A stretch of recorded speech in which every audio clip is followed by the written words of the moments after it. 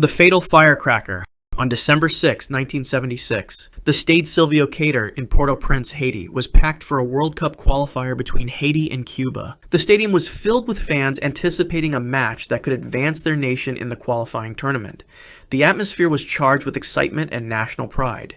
During the game, the visiting Cuban team scored a goal. One Haitian fan decided to celebrate by setting off a firecracker. The explosion echoed through the stadium. It was loud, sharp. In the chaos of the crowd, many fans mistook the sound for gunfire. Panic spread instantly. People began screaming and rushing toward the exits. The stampede started in seconds. In the crushing wave of bodies, a soldier stationed at the stadium was knocked to the ground. His rifle slipped from his grip as he fell. In the confusion, the weapon discharged. The bullet struck two people in the crowd, a boy and a girl. Both children died from their injuries. The panic intensified. Fans trampled over each other, trying to escape what they believed was an active shooting. Two more people were crushed to death in the stampede. Additionally, one man died after jumping over a wall in his attempt to escape the chaos. When order was finally restored, 5 bodies remained in the stadium. 2 children had been killed by the gunshot. 3 others had died in the panic, 2 from trampling and 1 from his fall over the wall. The aftermath of the tragedy extended beyond the immediate casualties. The soldier whose weapon had discharged, overwhelmed by what had occurred, later committed self-exit. The single firecracker had claimed 6 lives in total. The tear gas stampede.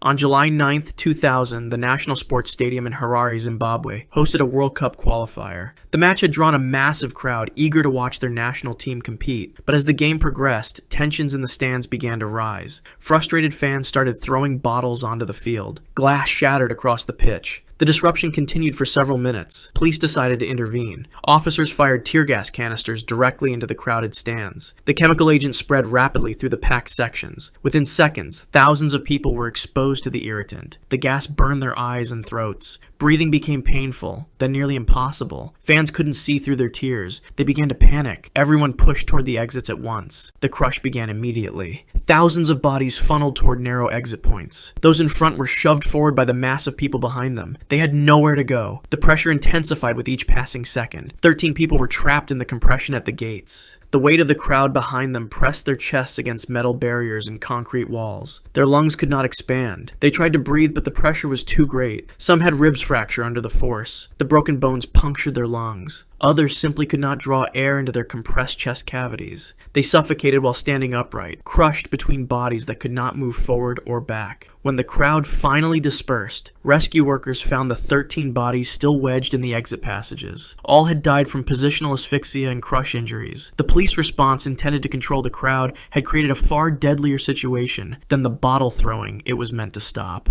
The locked exits. On April 6, 1997, the national stadium in Lagos, Nigeria erupted in celebration. The national team had just defeated Egypt 2-1 in a crucial World Cup qualifying match. 40,000 fans filled the stands, cheering and singing as the final whistle blew. The victory brought Nigeria one step closer to the World Cup. As the match ended, the massive crowd began moving toward the exits. Fans funneled down stairways and through corridors, eager to continue their celebrations in the streets outside. The mood was jubilant. Thousands pushed forward together. Then the front of the crowd reached the main gates. 3 of the 5 primary exits were locked. The gates were secured shut. No one knew why. No explanation was given. The 40,000 people behind them kept pushing forward. They had no idea the exits were blocked. The pressure built rapidly. Those at the front were pressed against the locked gates and concrete walls. They could not move backward. The weight of thousands pressed them forward. 5 people were killed in the crush. The crowd density was so extreme that victims remained standing even as they lost consciousness. Their bodies were held upright by the mass of people surrounding them. By the time stadium officials unlocked the gates, all had been crushed to death. Their celebration had turned into a death trap in a matter of minutes. The locked exits had transformed a moment of national joy into a preventable killing. The collapsed wall. On March 29, 2009, the Stade Félix Houphouët-Boigny Stadium in Abidjan, Ivory Coast, prepared to host a World Cup qualifier against Malawi. Fans arrived hours before kickoff, eager to secure their spots. The stadium filled rapidly as excitement built for the match. Tens of thousands of fans turned out to see world stars such as Didier Drogba, Sol Bamba, and Salomon Kalou play for the home team. Outside the gates, Police attempted to control the surging crowd. At least 40 minutes before kickoff, fans began jostling and pushing against each other as they tried to get into the stadium. Police fired tear gas into the crowd in an attempt to control the situation. The tear gas sparked panic among the fans. People began pushing forward, trying to escape the police pressure from behind. The surge intensified within seconds. Thousands of bodies pressed against the stadium's gateway wall. The barrier was never designed to withstand such lateral force. The weight of the fans pushing forward caused the wall to collapse. The collapse intensified the panic and stampede. 19 fans were caught in the crush. People were trampled in the stampede that followed. Some died from the trampling and crushing forces of the crowd surge. By the time the chaos subsided, 19 people had died from trampling. More than 130 were injured. The gateway that was meant to contain the crowd's excitement had become their tomb. Despite the deaths, the match proceeded, and Ivory Coast won 5-0. The first victim of the Paris attacks. The Stade de France in Saint-Denis hosted an international friendly match between France and Germany. Manuel Diaz, a 63-year-old coach driver, was near the stadium that evening. Diaz had retired in 2013, but occasionally took driving jobs. He had driven a group of supporters from Reims to the match and had been requested personally for this assignment. He was not attending the match. After dropping off his passengers, he was going for coffee or dinner when the attack occurred. At 9:20 p.m., a man wearing a vest packed with explosives approached Gate D of the stadium. Security stopped him from entering. He detonated the device at the entrance. The explosion killed Manuel Diaz instantly. Inside, the match continued. Most spectators heard the explosion but did not know what had happened. Players kept going. The game was not stopped. Manuel Diaz had no connection to football beyond his love for the sport. He was not a target. He was collateral damage in an attack that was just beginning. Over the next several hours, coordinated strikes across Paris would claim 130 lives that night, with the total rising to 132 after 2 survivors later died by self-exit. 3 bombers attempted to enter the Stade de France that night. All were stopped by security. All detonated their devices outside. Manuel Diaz was the only person they managed to destroy. The bombers themselves were found dead at the scene, their bodies torn apart by their own explosives. The fatal flag. On December 18, 2022, Argentina had just won the World Cup in Qatar. The entire nation erupted in celebration. In Bahia Blanca, a coastal city south of Buenos Aires, thousands took to the streets. A 22-year-old joined the festivities on his motorcycle. He wanted to show his pride. He tied a large Argentinian flag around his neck like a cape. The blue and white fabric billowed behind him as he rode through the celebrating crowds. He accelerated down the street, the flag flowing in the wind. Then the fabric caught in the rear wheel. The flag wrapped around the axle in an instant. The loose end was still tied around his neck.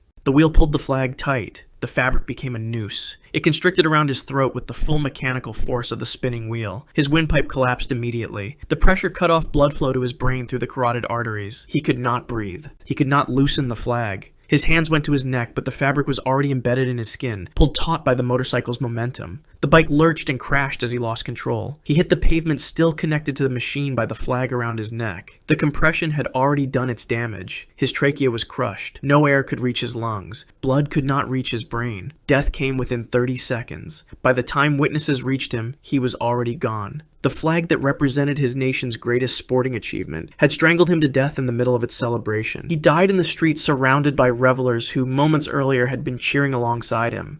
The sleep deprivation binge. On June 15, 2014, the World Cup in Brazil was in full swing. For fans in China, there was a problem. The 11-hour time difference meant matches aired in the middle of the night. A 39-year-old man from Shanghai was determined not to miss a single game. He stayed awake for 3 consecutive nights to watch the matches live. No sleep, just football. His body began to deteriorate rapidly. Sleep deprivation does severe damage to the cardiovascular system. Blood pressure rises. The heart works harder. Blood vessels become inflamed. The brain struggles to regulate basic functions. After 72 hours without rest, his body was failing. On the 3rd night, as he sat watching another match, a blood vessel in his brain ruptured. The pressure had become too great. The weakened vessel wall gave way. Blood flooded into his brain tissue. The hemorrhagic stroke was massive. The bleeding compressed vital structures in his brain. His motor control disappeared instantly. He could not move his limbs. He could not speak or call for help. The left side of his body went completely numb. As more blood pooled inside his skull, the pressure increased. His brain tissue was being crushed from within. Cells died by the thousands.